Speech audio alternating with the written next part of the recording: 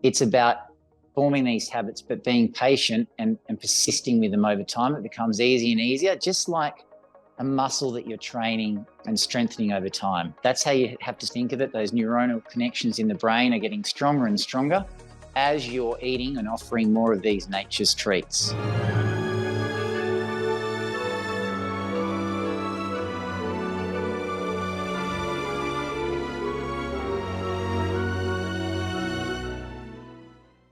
Welcome to the Smarter Not Harder podcast. I'm Jodie Duval, and I'm back with you today to offer 1 cent solutions to your $64,000 questions. So today we dive into the essential topic of family health with Dr. Nick Fuller, who is back on the show for the second time. So Dr. Nick Fuller is a leading researcher and clinician in obesity and weight management, holding a PhD from the University of Sydney.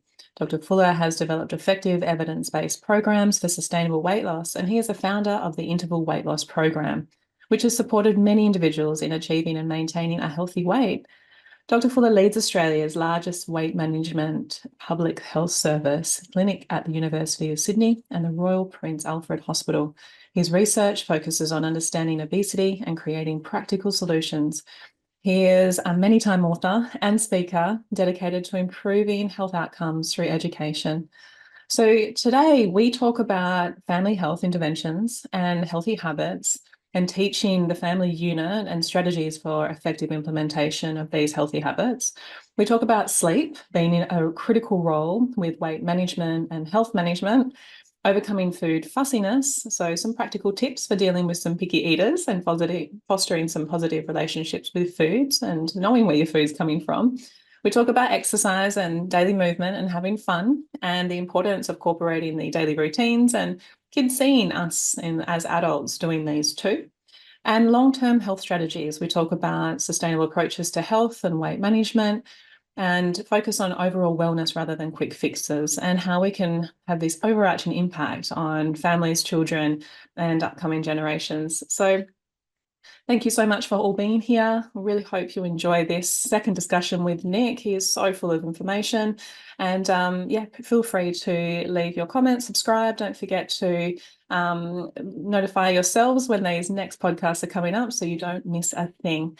So we'll get right to it. Welcome, Dr. Nick. Welcome back, Nick. It's such a pleasure to have you back on the show again. Oh, thank you very much for having me back on, Jodie.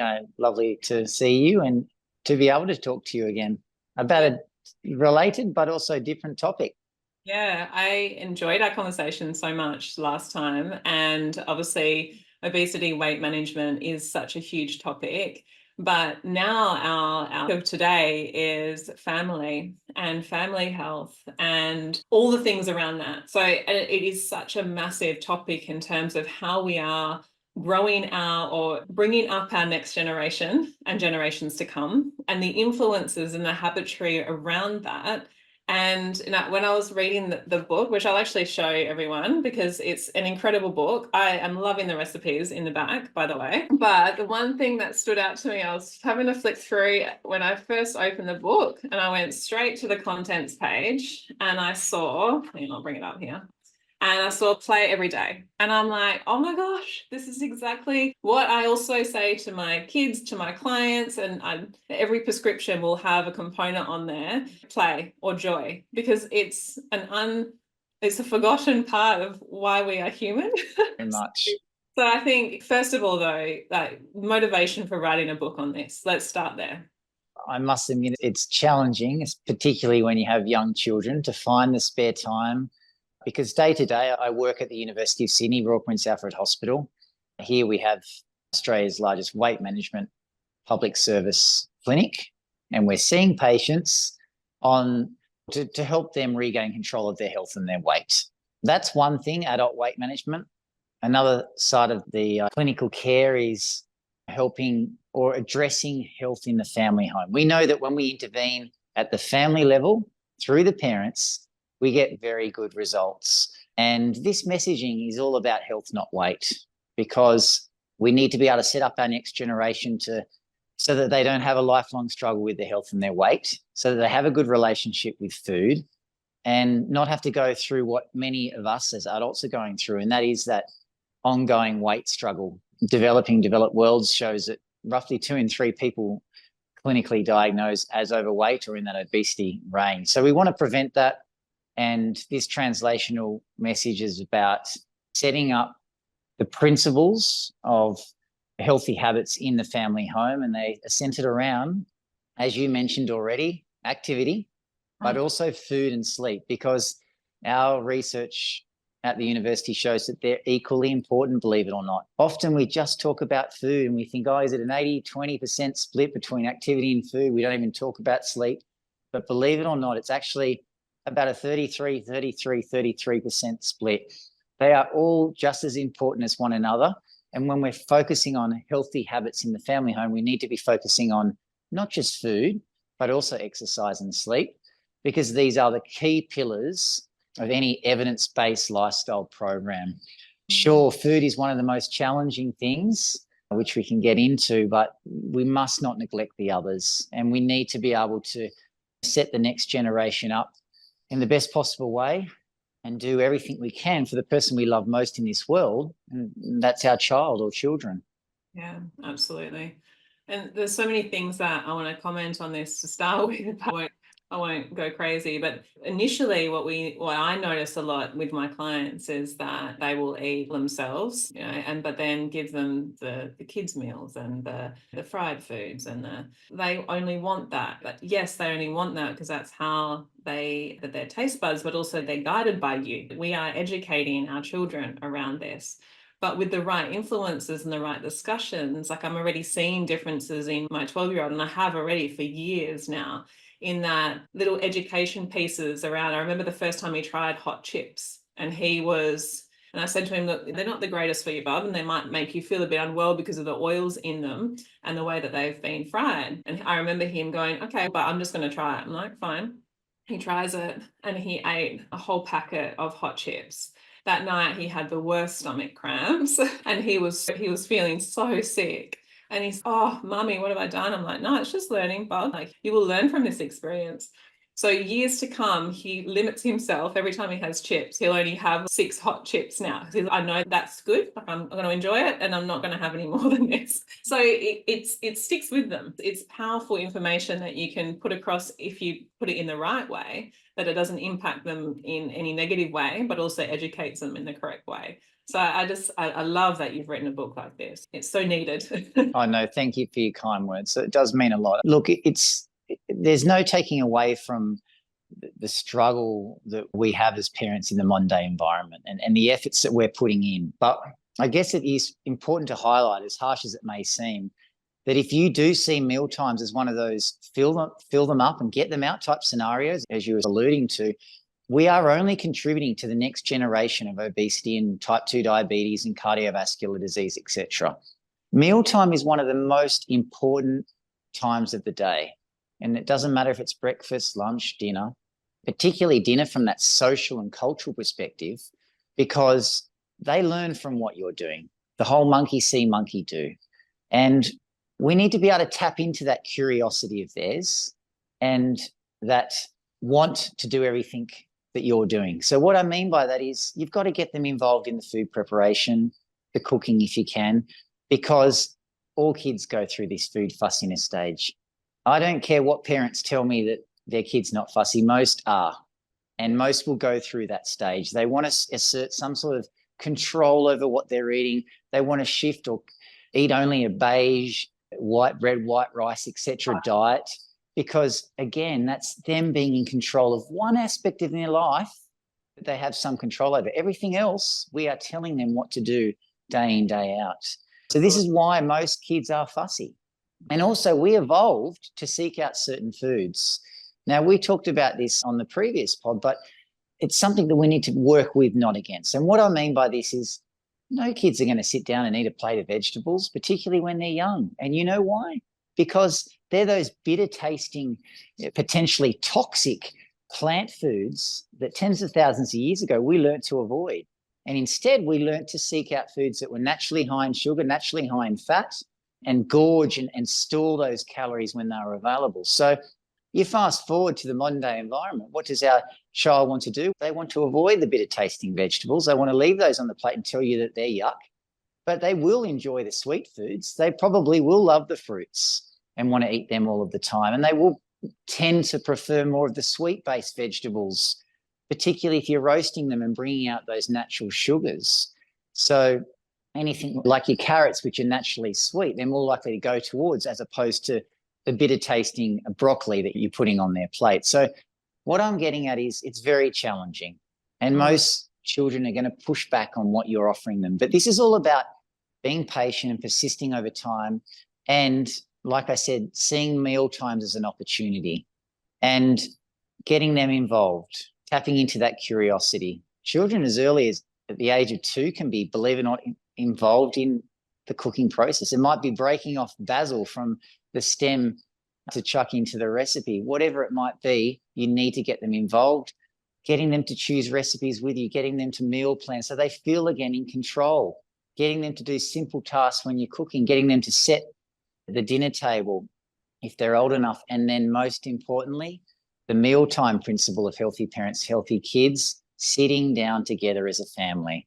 Now, we know from our research that dinners in front of the TV or in front of the screens last less than 10 minutes, usually about anywhere between 4 and 7 minutes, and then often accompanied by poorer food choices, fast food, processed food.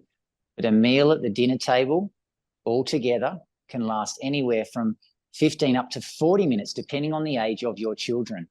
You're engaging together. They're seeing you eat the meal that's presented to them. They're more likely to try it, and over time, more likely to enjoy those meals you're presenting. There is so much to the food principles and food challenges, but that's like a high-level overview of what we're trying to encourage people to do to overcome that biggest challenge, being food fussiness. And I think constant exposure and awareness of what is out there. And I remember having children in the clinic here and mentioning to them, what sort of foods do you enjoy? Do you like blueberries? Do you like raspberries? And they're like, yeah, I love them. And they come from those packets, those like chewy things. I'm like, no, not the raspberry lollies, like the ones off the bushes. Oh, they're grown on bushes, are they? I'm like, oh my goodness, like where are we as a society where we don't even realize where our food's coming from?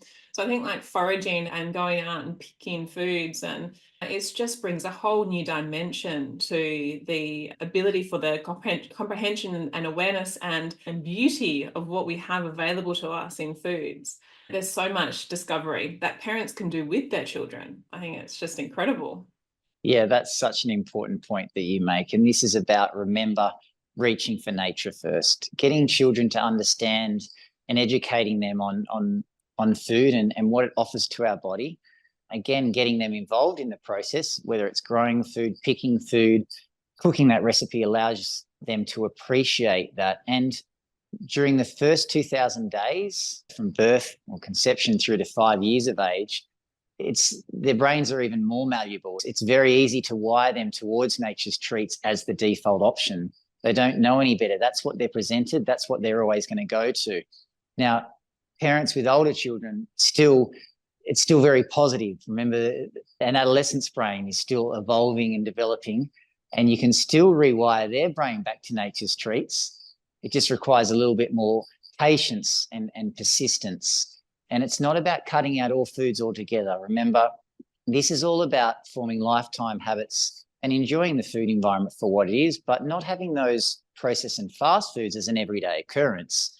It's about having the nutritious nature's treats, the berries, papaya, the nuts and seeds, foods that you were mentioning, as the go-tos, and the treat foods as the once to maximum twice a week occurrence, as opposed to what they currently are, which is the everyday occurrence.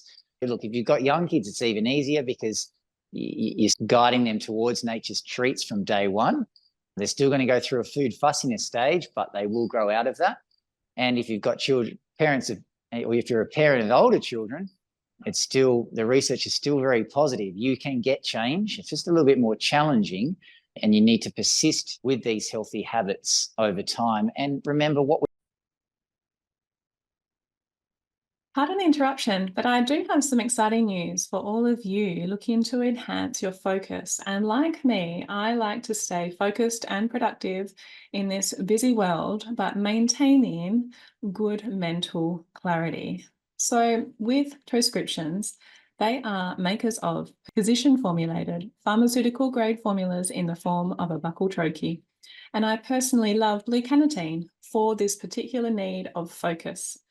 It provides and combines CBD with other nootropics to help you achieve calm, focused productivity, whether you're tackling big projects or needing a mental boost or sustainability. So it has you covered, and blue carnitine is needed. And I guarantee you'll gain some insight out of having a blue carnitine. So you've got to give it a go. So you visit Troscriptions.com to find out more, and you can use and mention pod 10 to receive a 10% discount on your order.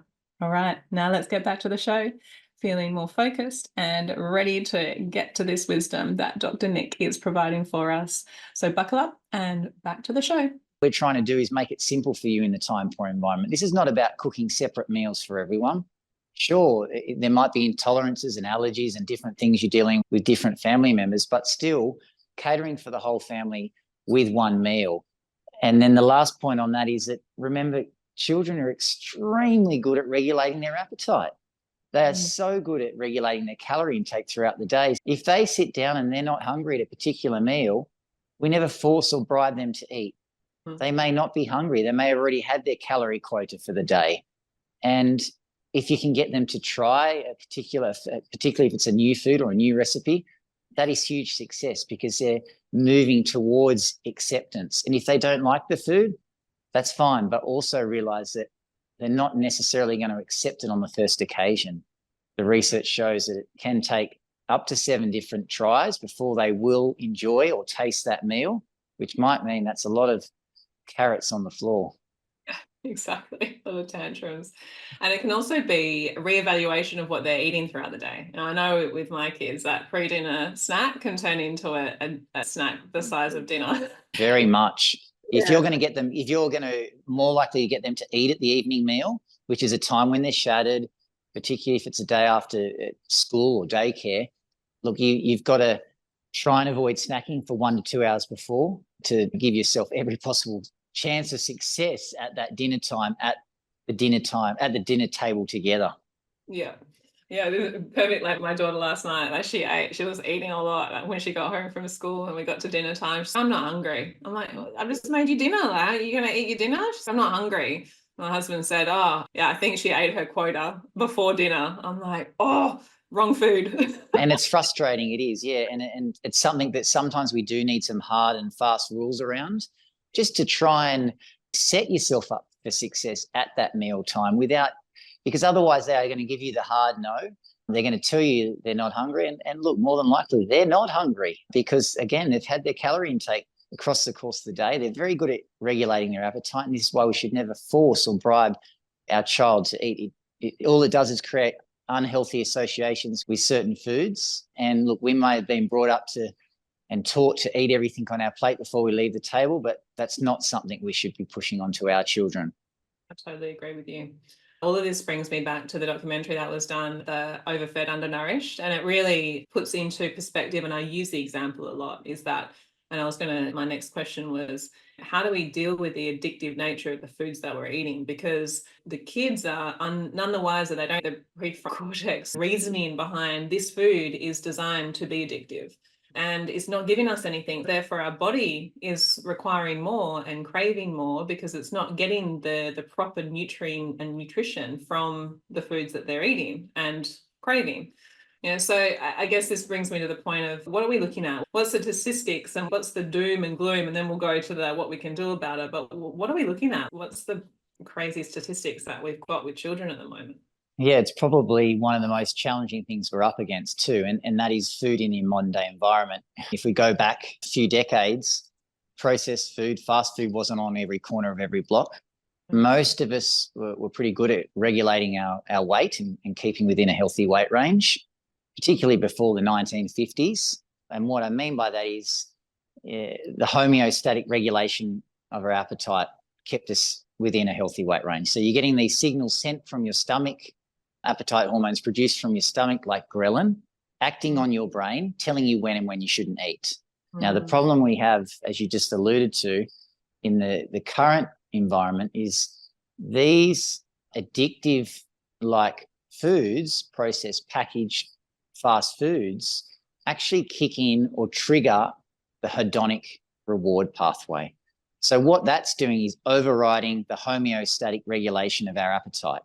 So this is why we can always say yes to the dessert, even though we've just had dinner, because we see that food, we remember what it tastes like. Dopamine is released in the brain, the learning chemical, telling you to go and reach out and have more of it. It's the same sort of thing when you walk past the bakery, you smell and see the food that's presented, dopamine's being released. Again, that learning chemical telling you to go and purchase some more of those favorite treats. Now, that's unfortunately disrupting our appetite regulation, and it means that most of us have a very hard time, regulating our appetite, because we keep going back for more of this addictive food, and we end up eating far too many calories that are nutrient poor but energy dense, and consequently our waistlines are growing by about 0.5 to 1 kilo every year. As parents, this is really the biggest challenge. Our kids scream out for the stuff because they're seeing it marketed, they're seeing it, whether it's at school with their friends, et cetera, it's in front of them all the time.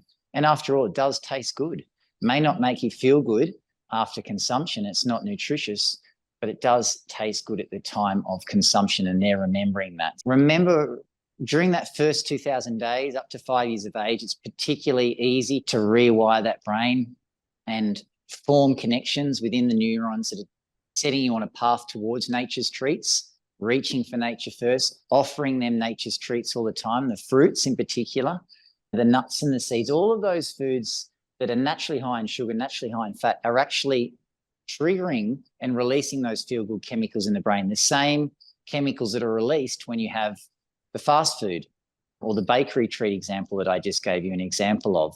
So it's about reaching for nature first most of the time, making sure the house is surrounded by those foods and offering those as a most of the time option. And then occasionally we have our treats. We're not neglecting and telling our children that we can't have them all together, because that's only going to want them more and have them behind our backs, etc.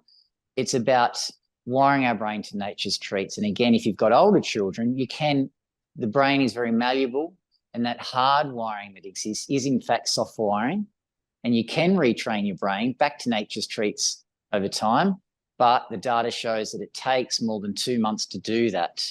So you've got to persist with these healthier choices over time. It's not going to happen overnight. And this is one important message that I want to get across. It's all about gradually forming habits. And it's not about following the all or nothing approach. We know that doesn't work. We've been doing that for the better part of 5 decades, particularly when it comes to weight management for adults. We diet, we go through this vicious yo-yo dieting cycle of weight loss followed by weight regain. The same can be said for trying to form healthy habits, trying to overcome the addiction to certain foods, the emotional and comfort eating that we're dealing with.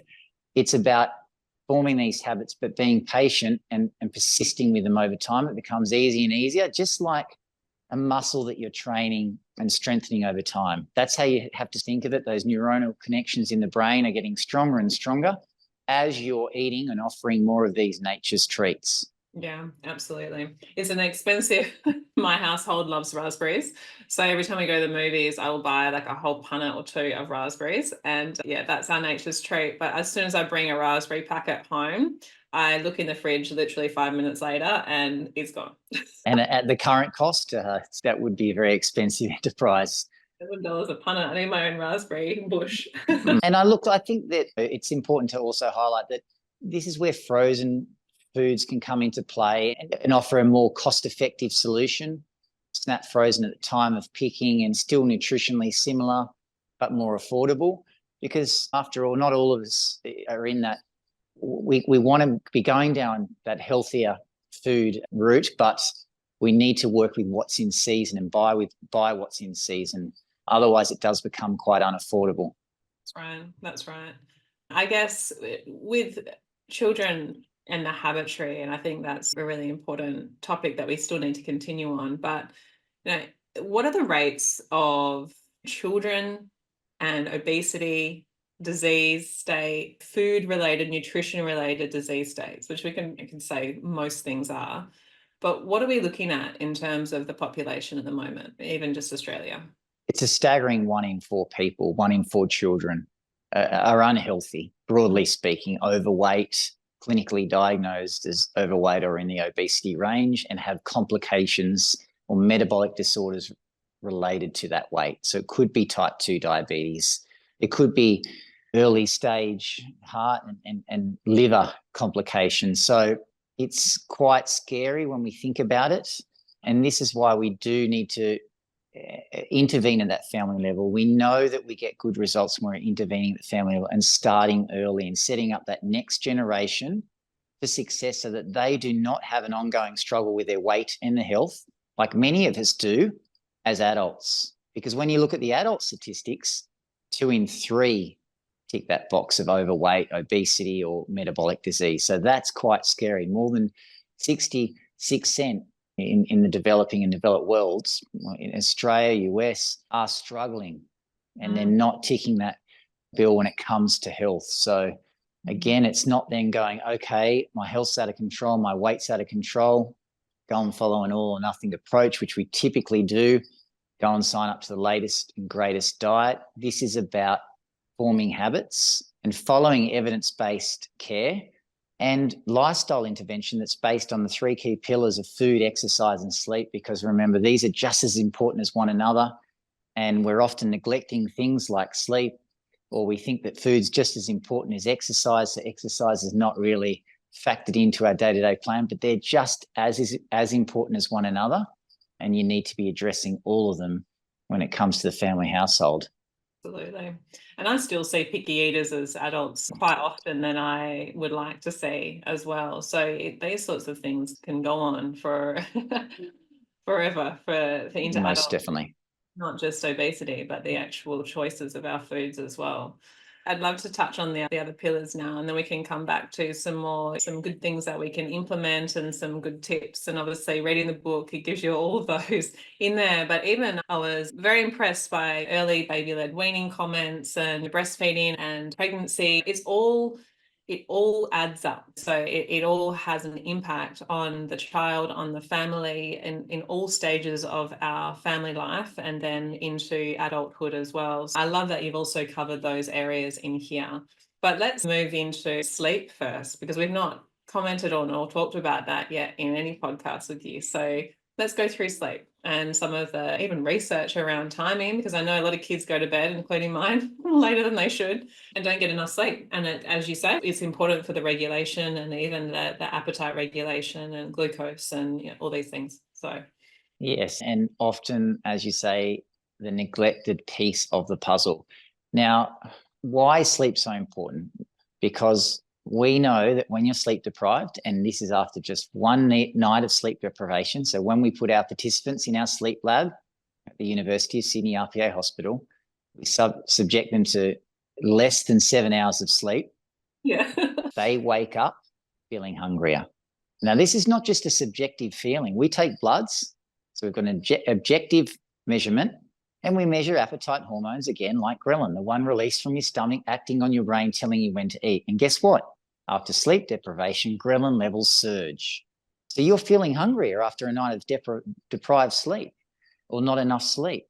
But we also know that it's not just that. You're more likely to make poorer lifestyle choices because of the sleep deprivation. You're less likely to feel like exercising and engaging in physical activity because you're lethargic, tired, and it's the last thing you want to do. You're also more likely to go to the vending machine or the corner store because it's the easier default option as opposed to meal preparation and reaching for nature first and looking for that high when we're sleep deprived. Sleep deprivation has a huge flow-on effect, and it has that flow-on or instant effect after just one night of sleep. We get stuck in this cycle where our kids are not getting enough sleep, we're not getting enough sleep, we're waking up sleep deprived, making poorer lifestyle choices, and then we're stuck in this vicious cycle. Pardon the interruption, but this podcast is proudly brought to you by Home Hope Metabolomics Module, a groundbreaking framework pioneered by Dr. Ted Chikoso. Home Hope goes beyond traditional medicine, focusing on detecting and correcting imbalances for optimal health. Our metabolomics module dives into the intricate metabolic processes of the human holobiont, combining advanced metabolomic testing with a holistic approach to wellness. So visit homehope.org products metabolomics to learn more, and you can use the promo code podcast10 for a 10% discount on metabolomics module or any other certification from Home Hope.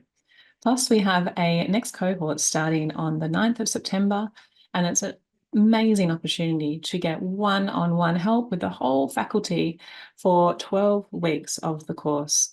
So don't miss out. Head onto the website and you'll find all the information that you need about the cohort. Now, the next part of that is, why is that happening? It's largely due to the devices that we're addicted to. They are keeping us up all night. They're making it hard to fall asleep, and they're making it hard to stay asleep. And what I mean by that is the tablets, the phones, the TVs, any sort of screen that's emitting this blue light, basically suppressing melatonin production in the brain, telling us it's daytime instead of nighttime, it's instead of sunset. Now, that's why you have such a hard time falling asleep. And same with your children, because their brains don't know any better. Melatonin production has been suppressed. So what we're getting you to do in this instance, again, with Healthy Parents, Healthy Kids, is implement practical tips. So the first one is, you've got to restore your relationship with screens. So when you get home from your day's work or parenting or whatever it is, the first thing you need to do is put your screen away. Put the phone away, tuck it away in a drawer or whatever it might be, and leave it there, because monkey see, monkey do. If your children see you on that phone, what do they want to do? They want to have the phone. They want to be in control of the phone, or they want to use their phone. Role model good habits. And then the second thing is, you've got to carve out a block of time before bed every night where we're not using screens, okay? Now, for younger children, it's much easier because you can have hard and fast rules where we're not using screens for 2 hours or 1 hour before bed. Minimum 1 hour up to 2 hours is what we're working towards. For older children, it's about working out a plan in conjunction with them so they feel in control. But you've got to stop using those screens and allow your brain to know it's nighttime instead of daytime. Okay, so that means you've got to replace that old habit with a new habit. So we're now no longer using screens and sitting around not talking to one another on our phones or TV or whatever it is. Instead, we're engaging with one another. It's family time. It could be going for a stroll together.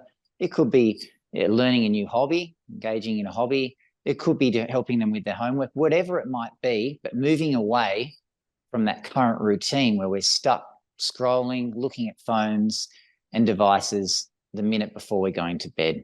Saying that, it's a huge problem, and a lot of parents, and it's back to the piece of the foods and the addictive type foods that we're having. We've now also got to contend with the addictive type screens and the games and the gaming. It's an epidemic in itself, and I say this from personal experience too. It feels like a constant conversation that I have 10 times a day with both of my children. Get off the screen, you don't need to be on it. Get off the TV, you don't need to be on it. Choose a different type of food, you don't need to eat that food. So as parents, as caregivers, as carers, you have to be constantly on the ball, fighting up against a system that's pushing it in the other direction. And it's exhausting because we've also got our own things that we're doing and work that we're doing and activities and looking after and blah, blah, blah. There's lots of things that we're doing at the same time. So, it's tricky, and it's, you have to be consistent in your ways of approach, not just nagging. And this is just what I'm in a lived in experience at the moment. It's just really relentless. And I've now gotten to the point where I'm like, oh, isn't that interesting? The power's just gone off. We had a bit of a storm last night. So boom, off the main switch. Oh, candles, guys, isn't that so good? Oh gosh, annoying power. We have to turn this TV off. But my 12-year-old, yeah, Mum, yeah, okay. If only that happened every night. Exactly, yeah.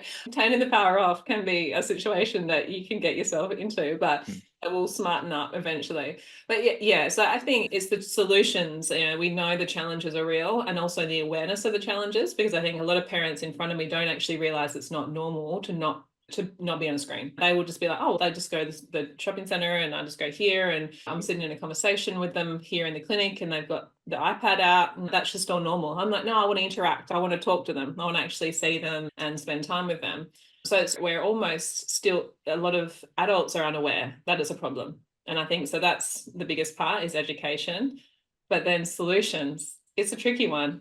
Exceptionally tricky. It's probably, and again, it's just as tricky as navigating the food environment. You've got to start slow and steady. It's not a complete overhaul. Trying to find one of those practical tips that work for you in your household, depending on the age of the children. But we do know that even carving out a section of time before bed where you're not using screens significantly improves sleep health. And you're going to find that your children and you will be better rested and wake up less likely to have the tantrums, etc., more likely to sit down and enjoy that breakfast meal, which is the most important meal of the day. Yeah, it's not easy. They're intertwined in our lives. It's not going anywhere, technology. So we've got to embrace it, pretty much like the food environment. But again, restore our relationship with screens, because like you said, it's leading by example, role modeling. They are watching your every move, whether you think so or not. Monkey see, monkey do. You have to set that example.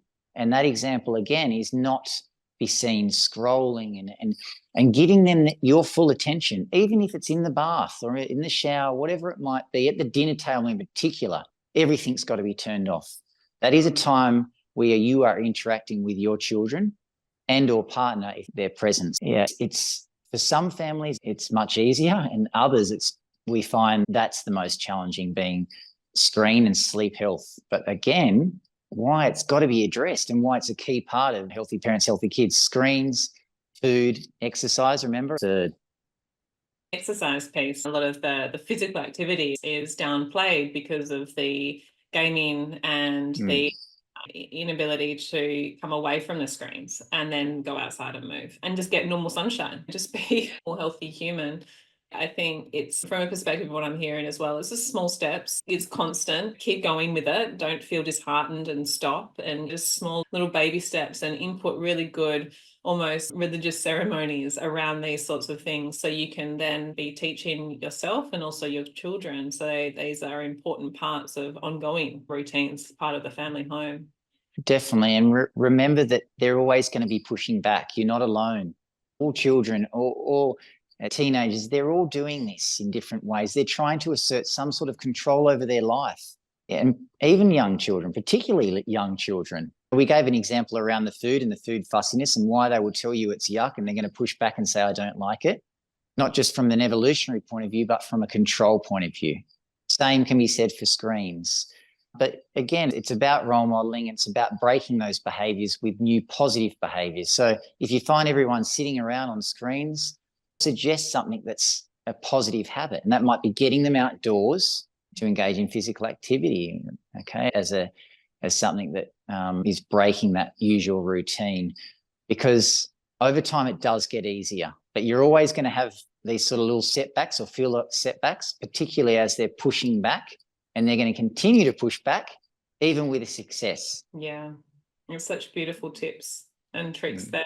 I don't think this is spoken about enough as well. I don't hear this often, and maybe I don't listen to enough parenting podcasts, but I think most parents, if not every parent, will have these challenges, and it can feel quite alone, doesn't it? And when you think, oh gosh, these kids are driving me up the wall, they're the only ones that are doing this. There's all kids like this, but you're right, all kids are. They are. We think it's just our kids, and that everyone else is got it picture perfect. But that's not the case. Don't be harsh on yourself. Don't be too hard on yourself. You're doing a fabulous job as a parent. It is so hard in this current environment. But just keep remembering it's all about health. And not only will you see improvement in your family health and your health, but you're setting everyone up for a lifelong positive relationship with food, activity, and sleep/technology. Absolutely.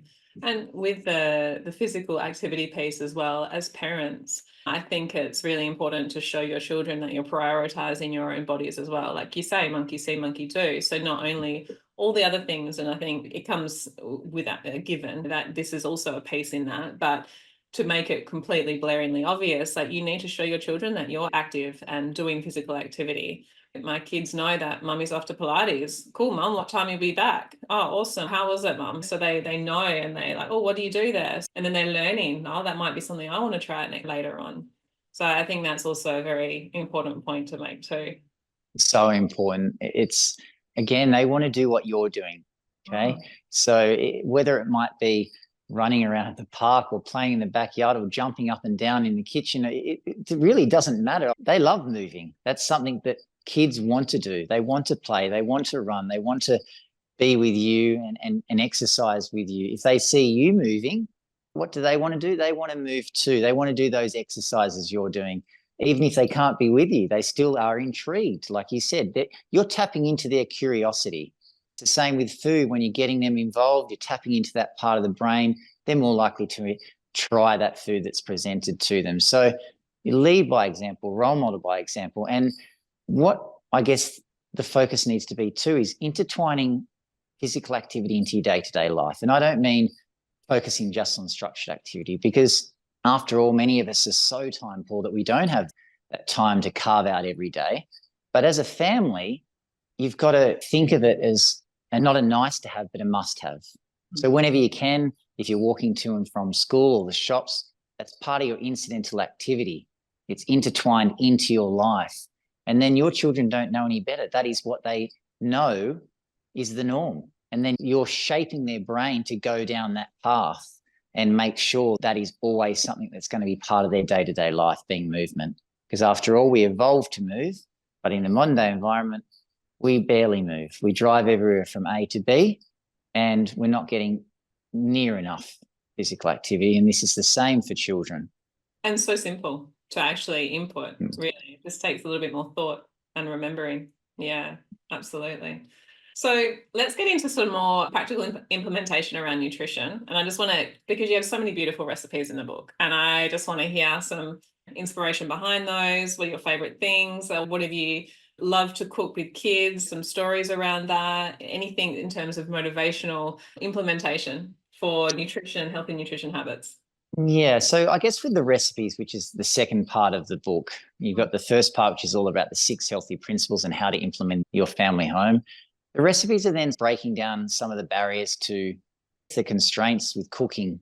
Again, because we're time poor, we don't want to be thinking about what to cook or ponder that supermarket all night looking for obscure ingredients. We don't have time for that. And also, it's not sustainable and it's not enjoyable.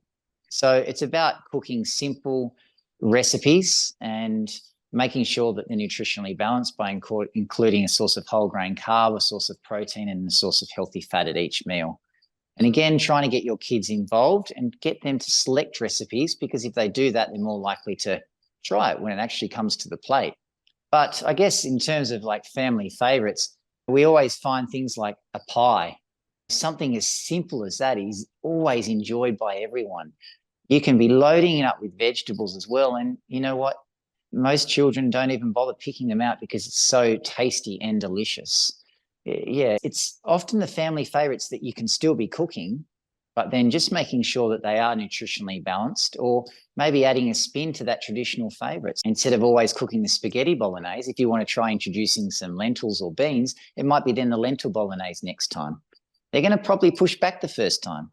Again, if you persist over time, yeah, you never know. They and most likely will start to love it and enjoy it. But it's about opening their mind up to more than the 3 or 4 recipes that we typically stick to on a rotational basis. It's not about cooking meals for every family member and cooking meals for every meal of the day. No one has time for that.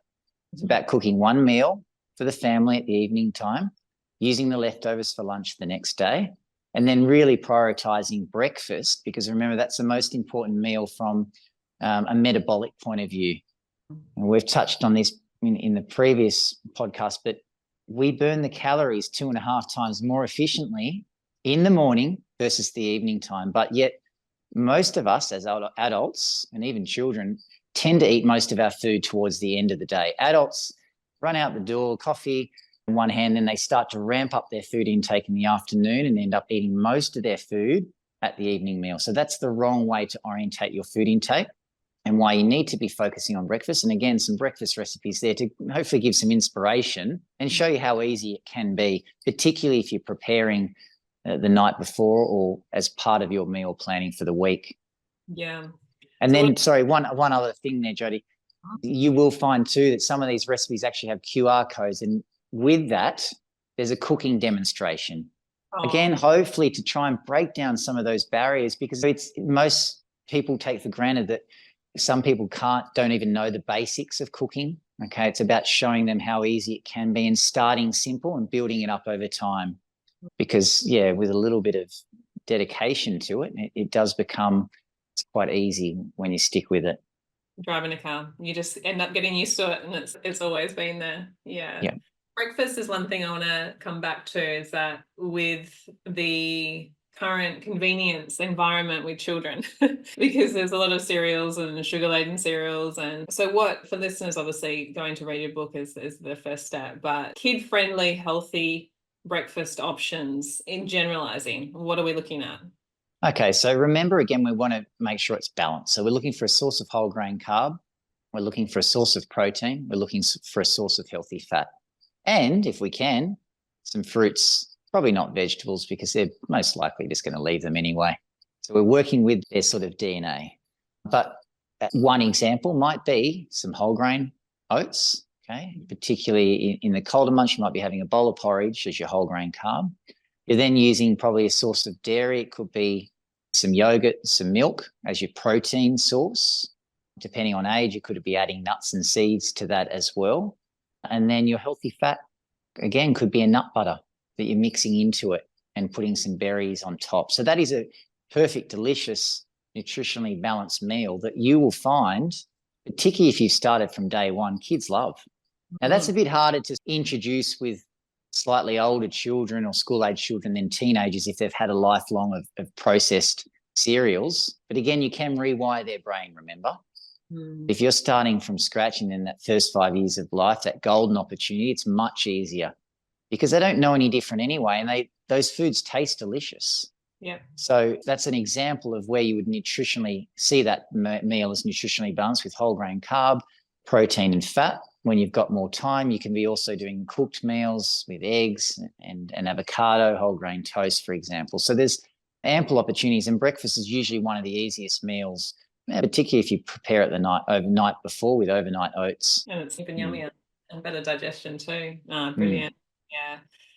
My son joked the other day, it was quite fitting actually in time for the podcast. His mum, I think what were we eating? Oh, it was an omelette or a frittata or something like that. And his mum, what else have you sneaked in here? I'm like, what do you mean? Smart. Like, we know you always sneak stuff in now. And I'm like, really? Am I that obvious? You're a mum, like you have to sneak things in. I'm like, that's pretty cute.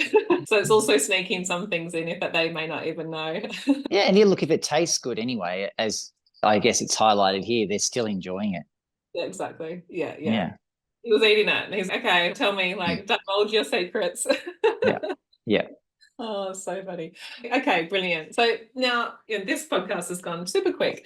Can't believe that we're here, but I wanted just to get your sort of final points of recommendations, golden tips, maybe 3 or 5 that we can step away from this and just really go, this is our focus points. This is where we really need to work with what we've got going on now. So some motivation for people moving out of that.